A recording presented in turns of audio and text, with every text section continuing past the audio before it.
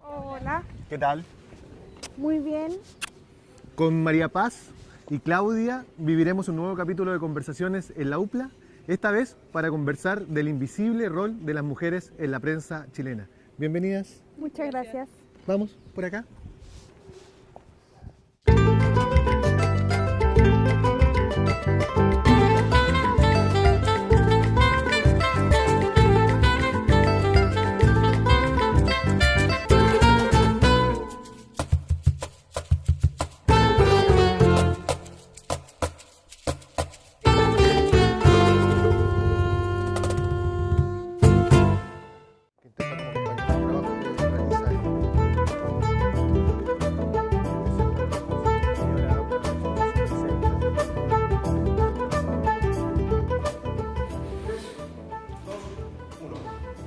Tomarse la palabra, mujeres en el campo cultural chileno, ya es una denominación, un nombre muy potente que habla de visibilidades e invisibilidades. ¿Cómo surge este proyecto Fondesit de iniciación, Claudia? Bueno, este proyecto Fondesit surge después de una larga investigación de 20 años. Es la continuidad de un trabajo sobre historia de la prensa de mujeres en Chile que ha registrado, recorrido, recuperado la voz de mujeres en la prensa, de mujeres en la prensa de mujeres, que esa es una categoría importante, desde 1850 a 1950. Me parece un registro extenso, son 100 años de un país que es relativamente joven. ¿Cuáles son las características de esta investigación? ¿Cómo la vienen desarrollando? ¿Cuáles son los próximos pasos, María Paz, en el desarrollo de esta investigación? Bueno, sí, igual te manejas mejor ahí tú.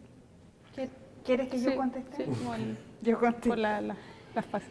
Mira, son 100 años de historia de la prensa. Sí. Es muy largo y precisamente por eso es que es importante recalcar que son 20 años de historia, o sea, 20 años de trabajo, ¿no? Porque efectivamente de las mujeres sabemos poco en general y dentro de la historia de la prensa aún menos. De hecho, cada vez que yo digo, no, sí, estudio prensa de mujeres, me dicen, ah, pero ¿había? Me han llegado hasta preguntar, ¿y la escribían mujeres? Ese nivel de sospecha existe y resulta que mirando, buscando, yendo al archivo una vez, dos veces, 500 veces, donde aquí está María Paz, está Andrea Robles, Antonella Cayusi, que han estado en este trabajo, aparecen y cada vez que vuelve aparecen más. Y a partir de esa investigación surge esta idea, empezaron a surgir nombres de mujeres que no solo habían hecho prensa de mujeres y para mujeres, sino que habían estado en la prensa en general.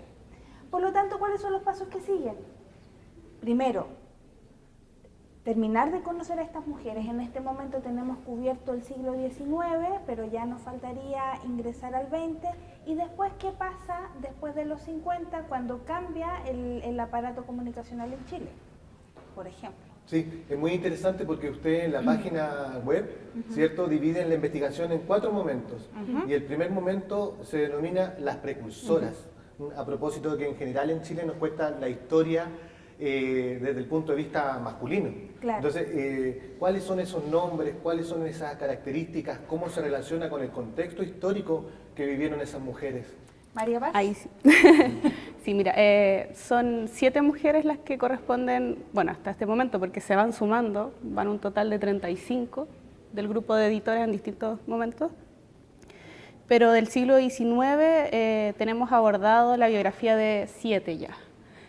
Coincidentemente, varias vienen a topar, o están en Valparaíso o se vienen a Valparaíso, por las características que tiene, digamos, la ciudad en esos momentos.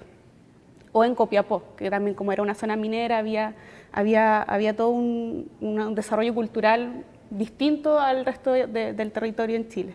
Ahí está Rosario Rego, María Delfina Hidalgo del norte, Lucrecia Undurraga también en Illapel, Juana Adriasola en el sur, en Río Bueno, Celeste Lasabe en Valparaíso, aunque bueno, lo publica en Santiago, pero ella desarrolla toda su actividad cultural acá en Valparaíso. ¿Cuáles son esas características que que le dan un color especial al discurso de las mujeres, ¿no? En ese tiempo, además, porque si consideramos no era tanto lo que había transcurrido desde el momento de la independencia, por ejemplo, son mujeres de clase alta, son mujeres de clase baja, ¿en qué momento, cómo se define eso? Mira, yo creo que hay varias cosas. La primera es saber o dar cuenta que todas, independientemente del lugar que ocupen, todas reflexionan sobre el lugar de las mujeres en la sociedad. Y eso es común, sean católicas, feministas, no feministas, lo que sea. ¿Cuál es el lugar de las mujeres en la sociedad? Y en segundo lugar, otra cuestión importante que ha descubierto esta investigación es que hay algunos mitos. Por ejemplo, el mito típico de que todas las mujeres que estaban en las artes o en la literatura eran mujeres de la oligarquía. Y resulta que no. Por ejemplo... Bueno, ahí está Leonor Ursúa, ella es un personaje, yo creo que es de las que quizás como que me enamoré en un momento de su figura, que tiene las características que se cruzan con las demás, que finalmente fueron profesoras, fueron escritoras. En el fondo, como dice Claudia, la prensa fue un espacio de inserción más para posicionar sus discursos, sus inquietudes, la preocupación en esos momentos. Yo creo que eso también es transversal en estas figuras, la preocupación por la instrucción de la mujer. Yo creo que ese es el gran discurso, es que ellas logran posicionar a través de sus distintas actividades, pero por sobre todo el poder que tiene la prensa. Sí, me gustaría que pudiera ahondar un poco en esas características biográficas, personales, porque en general, yo insisto, hago una relación con la actualidad. Uno va por la calle, una calle importante, una ciudad como Valparaíso, por ejemplo, que está bautizada como Pedro Montt, por ejemplo. El nombre de las mujeres todavía es muy marginal, y desde el punto de vista de cómo se hace la historia todavía en este país también es muy marginal. Entonces, ¿cuáles son esas condiciones, esas características biográficas que hacen que estas personas, que estas mujeres se releven, se destaquen? Yo creo que su formación, sus contextos familiares son bastante determinantes, si bien no todas son de la oligarquía, si todas van a estar vinculadas o a una burguesía incipiente, digamos, a unas familias que son capaces de entregarle y que además tienen la preocupación de educarlas, digamos. Tienen libros a su alcance, las envían en esos momentos no había una educación secundaria formal para las mujeres, entonces la envían a institutos privados. Digamos, eso yo creo que es como la génesis, digamos. Ya después ellas también toman un rol protagónico de sus propias acciones y de sus propios discursos, pero eso yo diría que es lo que les permite después llegar a ese otro lugar. Me gustaría ahí ahondar también con la idea de profesionalización, que es bien importante, porque finalmente lo que nos lleva a pensar es que estas mujeres son profesionales de la letra, sí, se hacen profesionales del periodismo, pero sin tener un título. En el ejercicio. Claro, entonces es muy interesante ver cómo estas mujeres dedicaron su vida, muchas dedicaron sus fortunas. ¿Ya?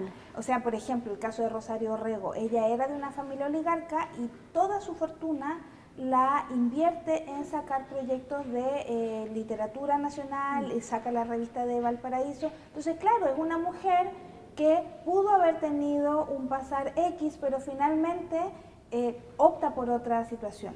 Y entonces estas mujeres lo que hacen es hacerse profesionales, como tú dices, en el ejercicio, en el oficio. Entonces, ahí es muy bonito ver cómo esta idea de mujeres profesionales va cambiando a lo largo de la historia, y podemos verlo acá. En este momento, estas mujeres que eran profesoras, muchas se hacían profesoras como ayudantes primero. Claro. Entonces primero eran ayudantes de una escuela y después se dedicaban a ser profesoras, después pasaban a ser directoras y etcétera. Otras eran estas las de... Mira, hay dos que son la Ruth Weatherby, que es de acá de Valparaíso. Ella es familia, procede de Estados Unidos. Su papá fue uno de los primeros en vender Biblias. Tiene un nombre esa figura. Ella está vinculada al mundo protestante, también que tiene que ver con un contexto específico de Valparaíso, ese pluralismo religioso, esa tolerancia religiosa que se vivía en Valparaíso. Ellas desarrollaron en conjunto con sus hermanas las ligas antialcohólicas, y el periódico que desarrollan también va por esa línea, tiene como un marcado sello social de abordar los problemas como de la cuestión social, digamos, que era el tema en esos momentos. Y incluso con la masonería también tiene vínculos, van a tener cargos directivos, pero porque esos contextos son distintos a los de como digamos, la sociedad chilena en general. Hay ciertos elementos que, claro, en el caso de cada una les permiten, digamos, obviamente también desde su inquietud, digamos, y desde su ímpetu. Sí, ¿qué dicen? Yo hace un ratito se los comentaba, pero ¿qué dicen desde el punto de vista valórico, ideológico, estas mujeres de esta primera etapa? ¿Qué es lo que están entregándole a ese público? ¿Qué es lo que quieren manifestarle? ¿Qué es lo que quieren comunicar finalmente? Bueno, ahí tenemos el caso de Rosario Rego, puede ser una, no, la de San Felipe, ¿cómo se llama? Lucrecia Undurraga. La Lucrecia Undurraga. Yo creo que ese es un caso bien importante, bien interesante, porque ella pertenecía al mundo liberal y entonces con ese espíritu ella se toma las libertades y si estamos en una sociedad liberal hay que ejercerlas. Y ella, por ejemplo, lo que más alega o lo que más demanda es educación para las mujeres y esta idea de la igualdad, ¿no? Entonces estamos en un momento donde están los principios de, por ejemplo, John Stuart Mill con la esclavitud de la mujer. Está la traducción que hace Martina Barros al español, la primera traducción al español de ese libro fundamental llega a Chile. Lo publica Martina Barros y entonces estas mujeres están haciendo eco desde ahí, esa igualdad de derechos, igualdad de oportunidades, igualdad de educación y eso es muy fundamental para el momento, en un momento donde no habían derechos políticos, pero que sin embargo las mujeres con esas ideas se toman la palabra, se toman los derechos. Tenemos el caso de San Felipe en 1864, donde un grupo de mujeres sanfelipeñas se toman el derecho de ir a votar, porque en ninguna parte de la Constitución decía que las mujeres no podían votar. ¿Me entienden? No dice las mujeres no votan la ley. Entonces si no dice, vamos. Frente a esa acción, cambia la ley y dicen solo los varones de tal y tal, ¿me entiendes? Entonces estas mujeres en ese espíritu liberal, con ese espíritu liberal, se están tomando los derechos, aunque no les sean reconocidos.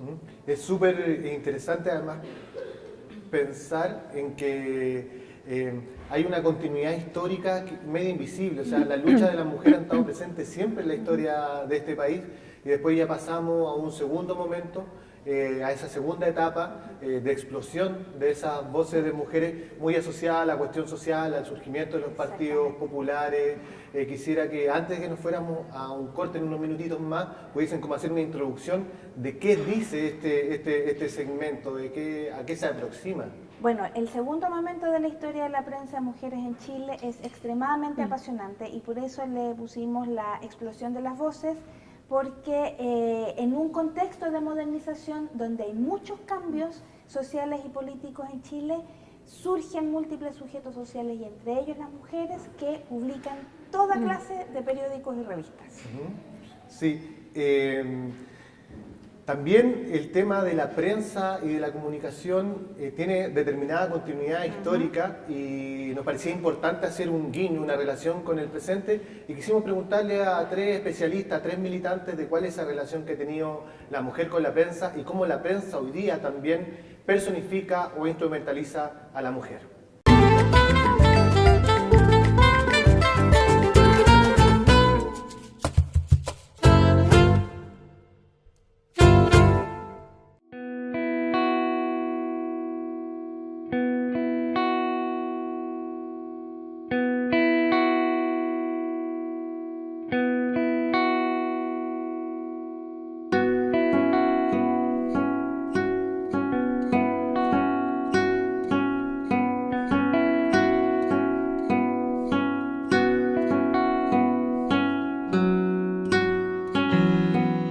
trabajo de las mujeres en la prensa está muy presente hoy en día. Estamos en la prensa comercial, en la prensa noticiosa, en las revistas femeninas, entonces la estamos viendo en otro rol, que tiene que ser de la profesionalización, del comercio, de vender, del mercado al que se están dirigiendo. Parte de la historia es buscar una genealogía dentro de nosotras mujeres profesionales, ya sea historiadoras, dentro de la ciencia, es buscar una genealogía de mujeres que tuvieron voz, de temáticas de mujeres que aún son contingencia, que aún son problemáticas para la sociedad. La igualdad de derechos laborales, la reproducción, la maternidad. Entonces, escucharlas a ellas, que estos temas se debatían entre ellas y trataban de hacerlos públicos, en el espacio público discutirlos, es aún pertinente, es aún necesario conocer nuestra historia como mujeres, nuestra historia como profesionales, nuestra historia como mujeres políticas.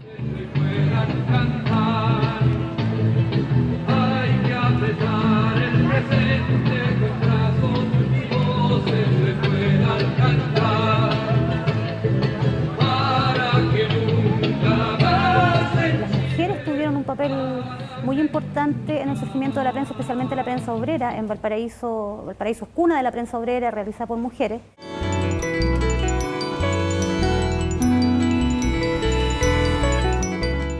Que son contenidos bastante más progresistas y que durante alguna etapa histórica también conviven con estos contenidos que promueven la familia y las labores del hogar como papeles únicos para las mujeres. En la actualidad, más allá de analizar la presencia de las mujeres en los medios de comunicación en tanto su participación, o sea, en tanto mujeres protagonizando el quehacer periodístico o protagonizando la fuente de información, creo que se retrocede de alguna manera también y que se repiten y que se replican ciertos patrones que tienen que ver con tratamientos informativos violentos y normalizadores. La prensa insiste muchas veces en los comentarios que tienen que ver con culpabilizar o responsabilizar a la mujer de la agresión y no al agresor, donde al final también logramos entender el importante papel socializador como constructor de realidad que tienen los medios de comunicación en Chile y en el mundo.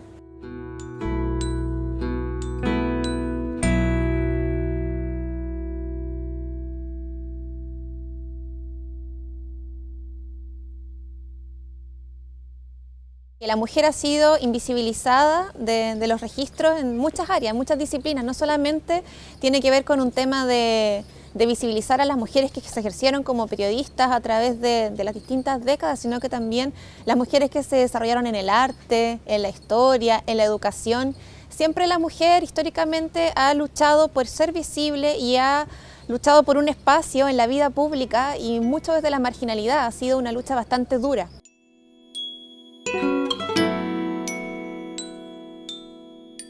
Cuando uno ve cómo se trata la información relativa a las mujeres siempre aparecemos como víctimas o siempre aparecemos como la madre de, la esposa de y nunca como protagonistas de las noticias.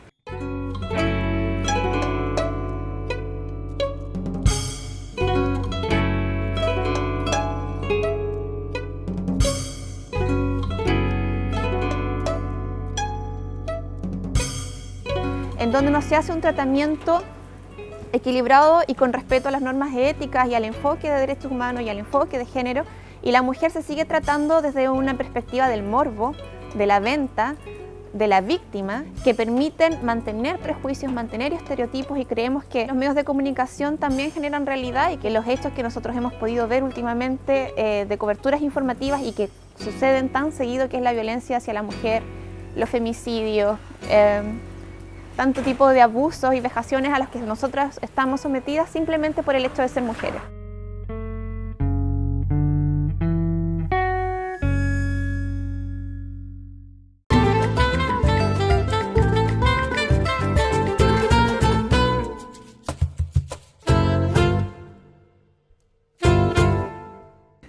Hay una palabra muy potente, muy interesante, que es apasionante.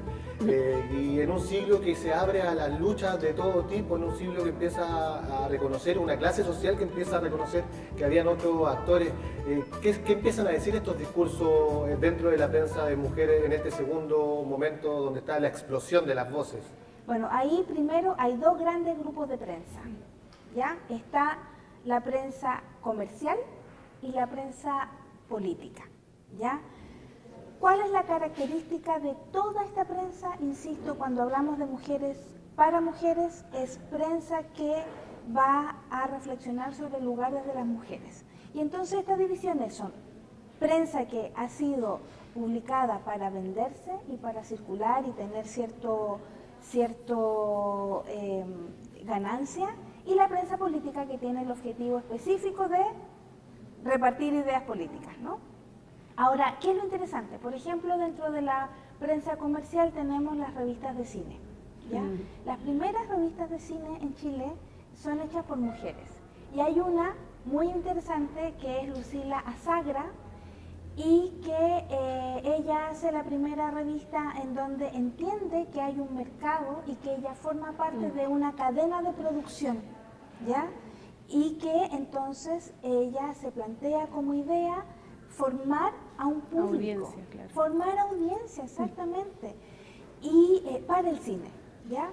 Y por ejemplo, ¿qué es lo interesante?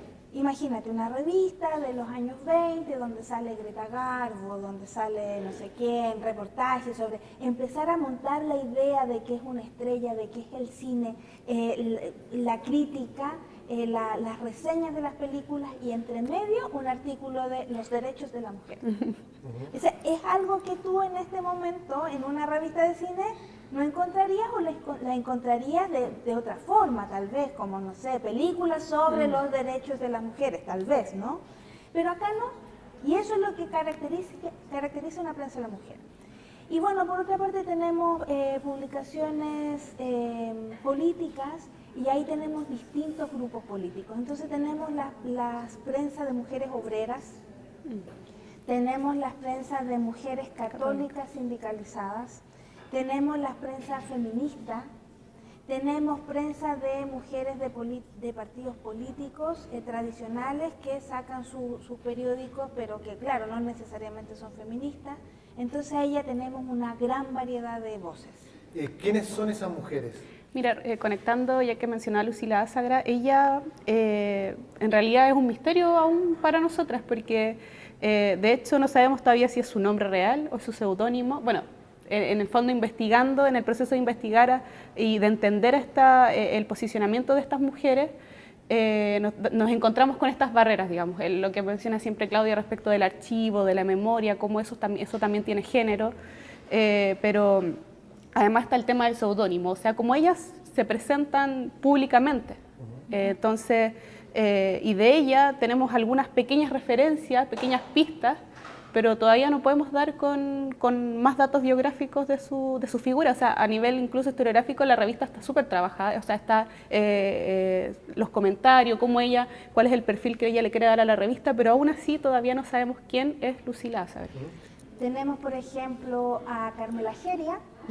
Ella es una mujer obrera de Valparaíso, trabajaba en una imprenta. ¿Cómo se llama la profesión esa? Tipógrafa. Ella era tipógrafa y trabajaba en una imprenta X. Y entonces muy bonito porque el primer número del periódico que ella saca, que es La Alborada, dice que el patrón la puso entre la espada y la pared y la hizo elegir. Usted se dedica a este negocio donde trabaja y yo le doy mi sueldo, le doy su sueldo, o usted se dedica a sacar ese periódico suyo que es su empresa personal. Y ella decide quedarse con su periódico en defensa de parte de ese periódico, muy bonito porque parte llamándose En defensa de las clases obreras o de los desposeídos, no recuerdo muy bien cuál es el subtítulo, y luego de 2 años ella vuelve a refundar el periódico y le cambia el subtítulo para ser periódico feminista. Entonces ese es otro ejemplo muy bonito. Sí, me parece un tema muy actual, aunque estemos visitando más de 150 años de historia, muy actual porque hasta hace poco tuvimos una discusión bastante fragmentaria, diría yo, respecto al tema del aborto. Claro. ¿Cómo aparecen en esta etapa también cuestiones como el aborto, la salud de la mujer, las libertades sexuales y un conjunto de otras cosas que explican también esta invisibilidad que ha tenido la mujer a lo largo de la historia contada por hombres? Aparece y mucho. Los derechos sexuales de las mujeres están desde el principio. Es una reflexión que nos cruza a nosotras desde siempre, históricamente. La relación de nosotras con el trabajo, esa mujer, trabajo, maternidad, es una cuestión que está ahí siempre presente y que hasta el día de hoy no podemos resolver, ¿no? Y entonces, ahí dependiendo del lugar de la posición de las mujeres, es cuando... cuál va a ser la posición, ¿no? Entonces tenemos mujeres conservadoras que están en contra del aborto, pero tenemos mujeres socialistas y mujeres feministas que desde muy temprano defienden el aborto, precisamente con unos argumentos que son muy parecidos a los que tenemos ahora, que es como las mujeres no se pueden hacer cargo de los hijos y entonces lo que están trayendo es crucecitas en el cementerio, por ejemplo. O es tan desigual la distribución de las riquezas que no podemos seguir sosteniendo, las mujeres no pueden seguir sosteniendo los embarazos. Y esos embarazos, ¿por qué ocurren? Porque son violadas, ¿me entiendes? Porque son forzadas por su marido, porque el matrimonio implica una serie de obligaciones donde las mujeres están sometidas muchas veces a obedecer. Y entonces son discusiones bien importantes, muy, muy importantes, que hasta el día de hoy... quiero remarcar que por eso es que estudiamos historia, finalmente, ¿no? Porque así nosotros podemos mirar qué nos ha pasado. Y no necesariamente por esa idea de que es que no hay que repetir la historia, no, es porque tenemos que conocernos y saber qué ha sucedido para poder reparar, ya, en términos como, si quieres, psicoanalíticos, reparar lo que hemos hecho como sociedad y seguir construyendo para adelante. En su investigación después viene un tercer momento que también es muy interesante, que coincide también con la irrupción de los gobiernos radicales. ¿Qué pasa en ese momento también de la investigación? ¿Cómo el discurso se hace más transparente, se hace más fuerte? ¿Se logran también algunos derechos como el derecho al voto? Exactamente. Entonces, ¿qué empieza a decir la prensa de mujeres para mujeres? Bueno, ahí era lo que quería enganchar a propósito del aborto, porque la discusión sobre el aborto ahí se hace mucho más intensa, ¿ya? Y entonces lo que pasa en los años 30 es que todas las publicaciones de mujeres y para mujeres son políticas. Entonces, mientras en el periodo anterior, todas, había de moda, había literarias, acá todas son políticas, todas forman parte de alguna organización. Y ahí tenemos partidos tradicionales y partidos de mujeres, ¿ya? Y ahí la discusión muy fuerte está dada en torno al derecho al sufragio, derechos varios. Insisto, la relación mujer-trabajo y maternidad está ahí muy presente, la discusión del aborto, y con los gobiernos radicales lo que sucede es algo muy importante, es que las mujeres se unen a la campaña por el triunfo del Frente Popular. Entonces, ahí hay un periodo de la historia política chilena que no se ha estudiado mucho, porque las mujeres apoyan al Frente Popular con la promesa de que se les reconozca el sufragio. Y no sucede. No sucede con el primer gobierno radical, no sucede con el segundo, recién con el tercero, en un González Videla desprestigiado, que termina reconociendo este derecho, pero donde a la vez le niega la posibilidad de votar a alguien como Elena Cafarena. Sí, eso quería volver de nuevo a la biografía porque me parece muy interesante que la historia de una vez por todas, yo creo que su investigación tiene ese principal mérito, poder reescribir una historia que es muy parcial, muy tendenciosa también. Elena Cafarena, una mujer importantísima en la historia chilena. ¿Y qué otras mujeres aparecen en esta escritura política? Ahora como estamos pasando ya las del siglo XX, es algo que incluso con las del XIX ya pasaba, me llama mucho la atención, o sea, no me llama la atención, al contrario. Hacen este ejercicio genealógico, de ir reconociéndose hacia atrás. Digamos, ya digamos Leonor Ursúa, ella reconoce como parte de su existencia como escritora, como profesora, como una intelectual, a Rosario Rego, a Lucrecia Undurraga, a las otras, a las que venían antes que ella. Y asimismo, ahora por ejemplo, Georgina Durán, ella entrevista a Amanda Labarca, que también es una de las editoras, a a Elena Cafarena también, ella tiene 3 tomos de entrevista, ella es muy prolífera en ese aspecto, y ellas están constantemente cruzándose, apoyándose, a pesar de que no necesariamente pertenezcan a los mismos grupos, digamos, políticos o desde el discurso, pero aún así están, uno se va, a medida que las vamos reconstruyendo, digamos, sus discursos y sus vidas, nos damos cuenta cómo efectivamente se van reconociendo entre ellas. Sí, después, porque no nos queda tanto tiempo, esto es muy interesante, después vamos a pasar el dato de la página web que ustedes van tan próximas a lanzar, ¿cierto? ¿Qué pasa en el cuarto momento cuando ya la cultura de masa empieza como a mostrar sus primeras caretas? De 1950 adelante ya la industria cultural empieza a hacer lo suyo, la influencia de Estados Unidos se hace mucho más evidente. ¿Qué pasa con esta historiografía, ¿cierto?, de la mujer en la prensa para mujeres? Entre los años 40 y el 50 es el último periodo que trabajamos en esta investigación y le llamamos la institucionalización y su dilución. Porque ¿qué sucede? El campo comunicacional se transforma a tal nivel que los periódicos y revistas que antes eran una cuestión que uno hacía como particular, iba a una imprenta, sacaba y vendía, eso ya no sucede. Y comienzan a hacerse boletines que comienzan a funcionar dentro de los propios grupos. Entonces tenemos, por ejemplo, el boletín de la FECHIF, que fue una federación de mujeres chilenas por el voto femenino. Ahí podríamos hacer la comparación con el periódico La Mujer Nueva, que era del MEMCH, que era un periódico propiamente tal, que salía a la venta, que tuvo distribución por todo el país, y era un periódico que servía tanto para dentro de las mujeres de la organización, como un espacio de encuentro, de discusión, como hacia afuera para plantear las ideas y las demandas políticas de las mujeres, ¿no? Y entonces pasamos a este cuarto periodo donde tenemos boletines que son en papel roneo, copiados en stencil, prácticamente artesanales. Y claro, lo que hay que ver ahí es dónde se fueron. Porque no es que las mujeres dejaron de hablar, no es que las mujeres dejaron de participar, no es que las mujeres dejaron de pensar. Algo pasó. Cuando se habla de la historia del voto de las mujeres, se dice que hay un silencio feminista a partir de los años 50, que es como que ganan el voto y se desaparecen. Pero eso hay que volver a pensarlo. Yo todavía no tengo datos, pero yo creo que se transformó.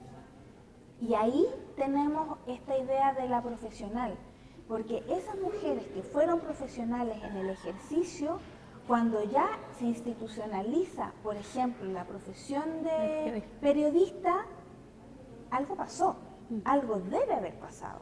Y es que las mujeres se fueron a trabajar formalmente a grandes empresas editoriales. Sí. Efectivamente, bueno, sí, son empresas internacionales, incluso conglomerados internacionales, noticiosos. Otras pasan también a otros medios, a la televisión, a la radio. Entonces también está como ese cruce, digamos, se amplía el abanico de posibilidades en torno a la comunicación. Claudia, a lo mejor tú puedes hacer mucho mejor que yo, seguro, la invitación a visitar la página, muy brevemente decir qué pueden encontrar en la página. Bueno, la página reúne las biografías de mujeres editoras. En esa página vas a encontrar la historia de estas mujeres, en pocas palabras, todas sus publicaciones. En las publicaciones vas a encontrar una descripción de cada una de ellas y el índice. Por lo tanto, es una gran cantidad de trabajo que está siendo hecho con mucho amor por las mujeres que hemos estado